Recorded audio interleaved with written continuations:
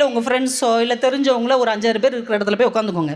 எனக்கு லைட்டாக தலை சுற்றுற மாதிரி இருக்குது அப்படின்னு மட்டும் சொல்லுங்களேன். ஒருத்தர் சொல்லுவார், நைட்டெல்லாம் நீ மொபைல் நோண்டியிருப்ப, அதனால தான் உனக்கு தலை சுற்றுது. இன்னொருத்தர் சொல்லுவார், இல்லை சுகர் உனக்கு பார்டரில் இருக்குதுன்னு நினைக்கிறேன், எதுக்கும் நீ ஒரு தடவை போய் செக் பண்ணிடு. இப்படியே சொல்லி சொல்லி நிஜமாவே உங்களுக்கு தலை சுற்ற ஆரம்பிச்சிடும். இந்த வெளிச்சூழல் சாதாரணமாக வந்தவனை கூட நோயாளியாக மாற்றுவதற்கு தயாராக இருக்கிறது. ஒன்றும் இல்லை, இப்போ நாங்கள் வந்தோம்லம்மா, இந்த நிகழ்ச்சிக்கு வந்தோம்ல, ஹோட்டலில் இருந்து ஒரு கார் நாங்கள் வந்து புக் பண்ணோம். அந்த கார் புக் பண்ணோடனே அந்த டிரைவர் எனக்கு ஃபோன் பண்ணார், மேடம் நான் மெயினுக்கு வந்துட்டேன், நீங்கள் நடு ரோட்டுக்கு வந்துருங்க அப்படின்னாரு. ஏங்க அவர் மட்டும் மெயினுக்கு வருவாரோ, நான் நடு ரோட்டுக்கு வரணுமா? வர வர உங்கள் வேர்ட்ஸ்லாம் ரொம்ப பேடாக போய்கிட்டு இருக்கு.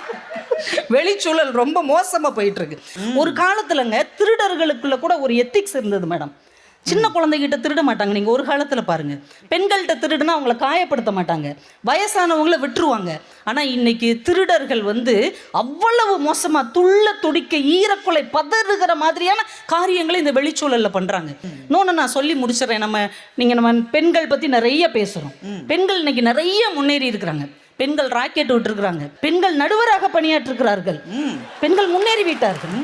ஆனால் மனசை தொட்டு சொல்லுங்களேன், பெண்கள் வெளி சூழலில் வந்தால் பாதுகாப்பு இருக்கா இல்லையா?